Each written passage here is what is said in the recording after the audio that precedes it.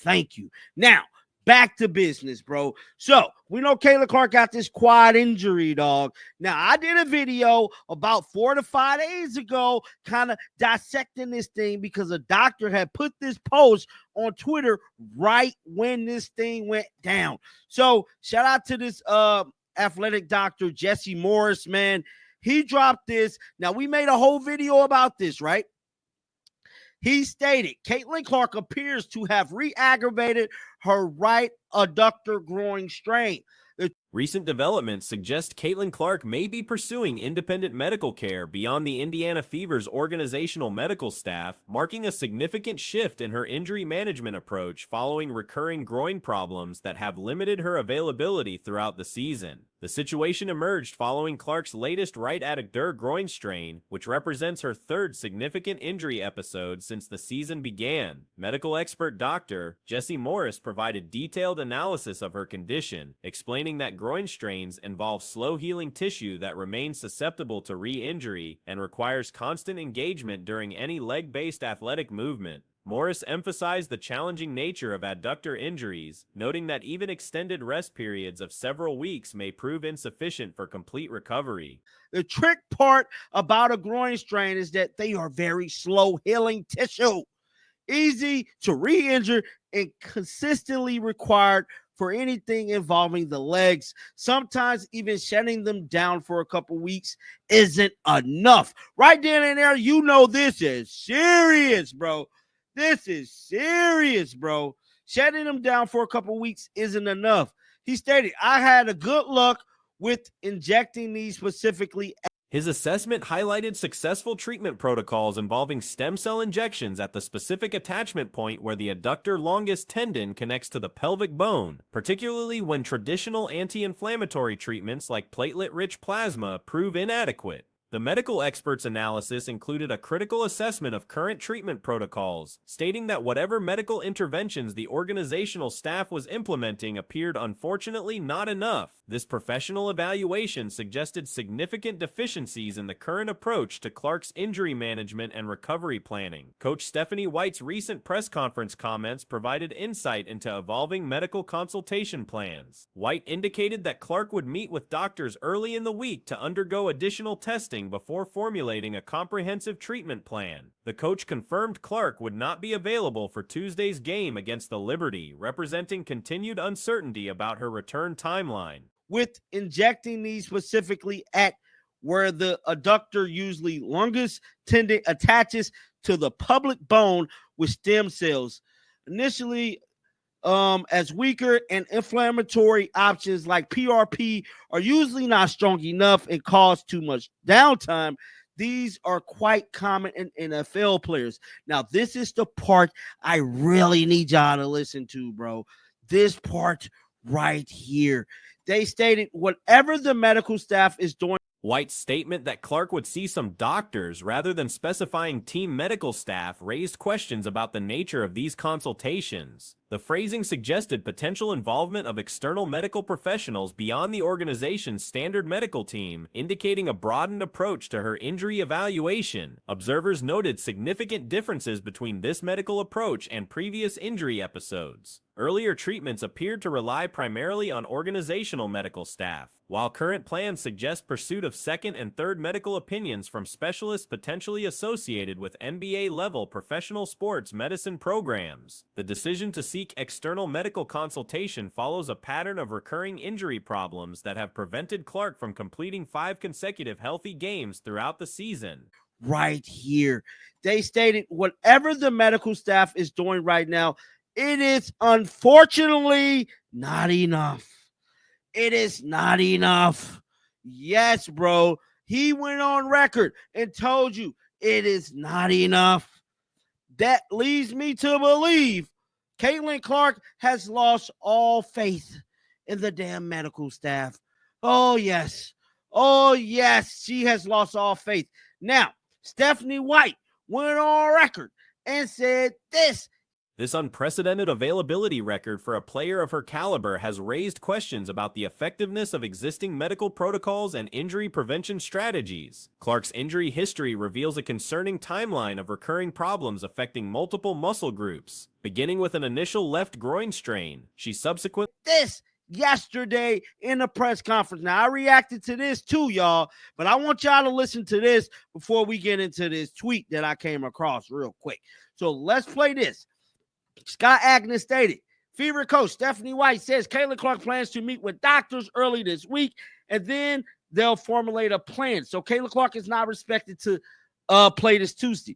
Now, I did a video on this, and everybody missed this part here, but I didn't. I saved it. I saved the juicy part. Professional athletes commonly seek independent medical opinions when dealing with recurring injury patterns, particularly when organizational medical staff approaches appear insufficient. This practice allows access to specialized expertise and alternative treatment modalities that may not be available through team-based medical programs. The decision to pursue external medical consultation reflects standard professional practice among elite athletes who recognize the importance of comprehensive care when dealing with career-threatening injury patterns. Independent evaluations can provide diagnostic insights and treatment options that extend beyond conventional team medical approaches. Comparisons have been drawn to other professional organizations that have faced criticism for medical management decisions, particularly regarding star players with recurring injury issues. Part here, but I didn't. I saved it. I saved the juicy part for today, y'all, because I was just trying to see who all gonna pick up on this. And I'm telling you right now, after this video come out, everybody gonna pick up on this. Listen to this. Well, I haven't seen C since the game last night, but I think she's progressing. I think that we're continuing to address everything that needs to be addressed. She's gonna see some doctors and get some more tests run early in the week. I don't expect her to be available on Tuesday, so we're just gonna continue to take it one day at a time and let her get her evaluation. The Chicago Bulls organization has historically faced scrutiny for handling high-profile player injuries, with some observers drawing parallels to Clark's current situation. The precedent of professional athletes seeking independent medical care when experiencing treatment failures remains well established across major sports leagues. Players regularly pursue specialized consultations when organizational medical approaches fail to resolve persistent injury problems effectively. Clark's status as the league's premier attraction adds significance to her medical management decisions. As the face of the WNBA, her health and availability directly impact league marketing, fan engagement, and overall competitive product quality, making effective injury treatment crucial beyond individual career considerations. So we're just going to continue to take it one day at a time and let her get her evaluations early this week, and then once we've done that, hopefully we'll have more of a clear line of what it looks like. Now, guys, that was Stephanie White today. Whole lot of confusion. Shout out to Millie. Millie stated this sound like she has her own doctors now, bro. Out the gate. Look, last time was probably Fever doctors. This time is second and third opinion, which are likely some NBA pro doctors, bro. The organizational medical staff faces scrutiny regarding their handling of Clark's injury progression and communication about her condition. Questions persist about whether initial treatment protocols were appropriate and whether return-to-play decisions were made prematurely given subsequent re-injury patterns. Team medical professionals remain officially involved in Clark's care coordination, though external consultations may provide additional perspectives on treatment options and recovery timelines. This collaborative approach allows access to broader expertise while maintaining organizational medical oversight. The situation highlights broader questions about medical infrastructure and expertise levels within women's professional basketball organizations. Pro doctors, bro. They're pro doctors, bro. Look, I can almost guarantee you, Caitlin Clark said, you know what? I appreciate y'all. I love all y'all do for me, but y'all might have dropped the ball here with this groin injury, bro, because there's no way in hell I'm injured again, bro. I mean, Caitlin Clark has not played 5 full games this whole damn season. Y'all do know that, right?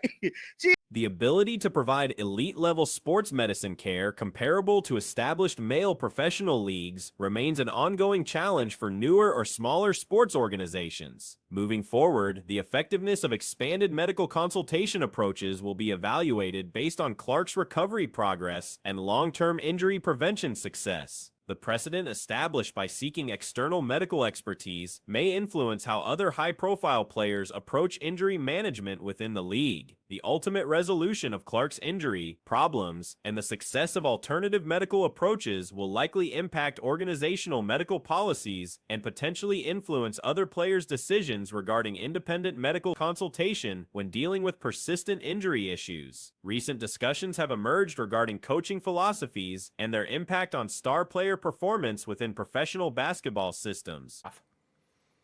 This is the game where Caitlyn was on like an all-time heater, and then randomly she just stopped shooting. Like, that is the thing. That is the thing that happened. She randomly just stopped shooting while she was on an all-time heater. She was on an all-time heater and she just randomly stopped shooting. But let's take a listen. I would say more so professionally, like that Liberty game. I feel like as a shooter, like when you see like 2 or 3 go in, especially like for me, like if I have 2 back-to-back in a row, like The Indiana Fever's approach to managing their primary offensive weapon has generated significant debate among basketball observers and analysts. Stephanie White's coaching credentials include substantial achievements, notably leading her team to a Commissioner's Cup victory despite roster limitations. Her tactical acumen and ability to maximize team performance with available personnel demonstrates legitimate coaching expertise that deserves recognition. However, questions have surfaced regarding the compatibility between coaching systems and individual player strengths. Specifically, concerns center around whether current tactical approaches adequately accommodate the unique skill set and playing style of Caitlin Clark. like I'm probably going to launch a third that maybe isn't advised by For Steph, sure. but like I got to get it up. And then if the third goes in, like you're just hot. I think as a shooter, like your confidence just builds and builds and builds. It's just coming off your hand better. The rim looks big. No wonder she's hesitant to shoot the ball. No wonder she's hesitant to shoot it. Even pre-slump, by the way. Even pre-slump. We were talking about it it was the biggest thing.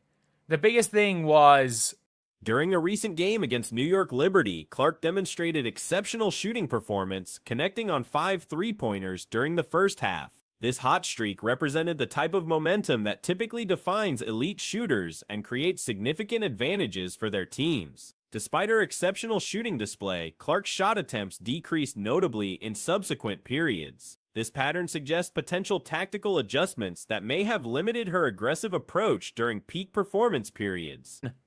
it was the biggest thing. The biggest thing was, I can't remember what game. Was the Valkyries game? The first game where everyone thought, okay, yeah, Caitlyn's a little bit off. Because Caitlyn was really good against she was really good against the Sun and was really, really good against the Liberty during like her first spell back from injury. She was really good in those first 2 games. In the Valkyries game, she seemed a bit off. And if you guys don't remember, there was a time where she was like wide open on the 3-point line. She like pump faked and like nearly turned it over. I think she did turn it over. Clark's own comments provide insight into shooter mentality and confidence building. She described how consecutive successful shots typically encourage additional attempts, even when tactical systems might discourage such decisions. This psychological aspect of shooting performance remains crucial for maintaining offensive rhythm. The concept of shooter's confidence involves building momentum through successive successful attempts. Because she was scared to shoot the ball. Everyone's like, what has just happened? What has just happened? But I mean this when I say this. It's one of those things where you gotta let shooter shoot, and you gotta let Caitlyn be Caitlyn. You have got to let Caitlyn be Caitlyn. Absolutely, you gotta let Caitlyn be Caitlyn. Elite shooters often describe how the rim appears larger and shots feel more natural during hot streaks, creating optimal conditions for continued aggressive shooting. Clark's hesitation... Absolutely, you gotta let Caitlyn be Caitlyn, because let's be honest, what is the biggest clip of the season? When Caitlyn went and hit those 3 threes in 30-something seconds. So basically, she's saying her coach didn't want her to shoot that 3. And I understand I understand the coach going and saying, we're going to, if you're missing shots, try to get something easier. But, like, you can't tell a shooter not to shoot. She's going to figure it out. She's going to figure it out. You cannot tell a shooter not to shoot. All I need. The transition from college to professional basketball often requires adjustments, but maintaining core strengths remains essential. The balance between team basketball and individual excellence presents ongoing challenges for coaches managing elite talents. While systematic approaches promote consistent team performance, they may inadvertently limit the explosive potential of exceptional individual performers. Clark's most memorable professional moments have typically involved sequences of aggressive shot-making that exemplify her unique abilities. Shooter not to shoot. All I need was that clip we're talking about the Mavs playing better without Luka. Stephanie White will be the reason Caitlin Clark is reason they lose so many fans.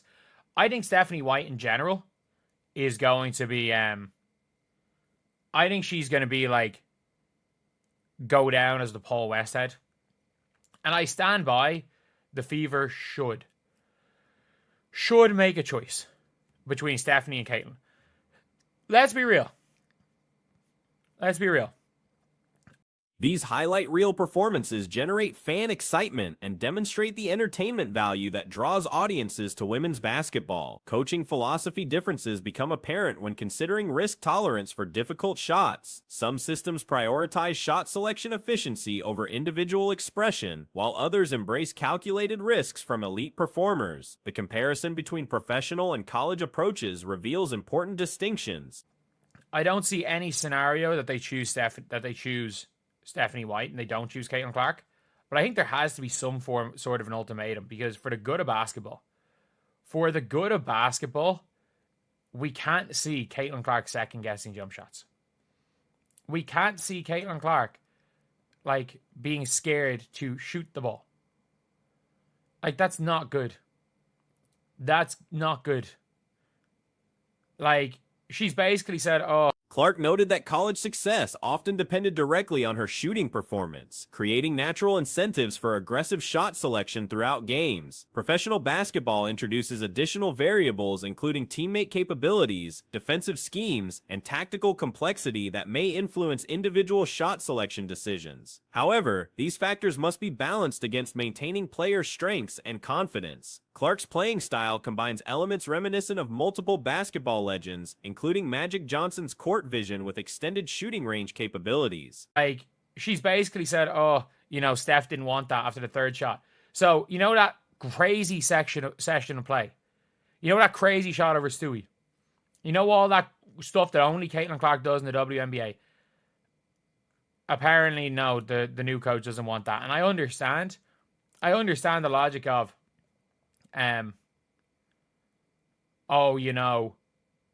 they're not going to win with Caitlin Clark, and Caitlin Clark in college, she said it earlier in this clip as well, that this unique combination requires coaching approaches that accommodate rather than restrict such versatility. The gravity effect generated by elite shooters extends beyond individual statistics to influence entire offensive systems. When defenders must account for deep shooting range, it creates spacing advantages for teammates and opens additional strategic options. Opponents have acknowledged Clark's impact on their defensive preparations.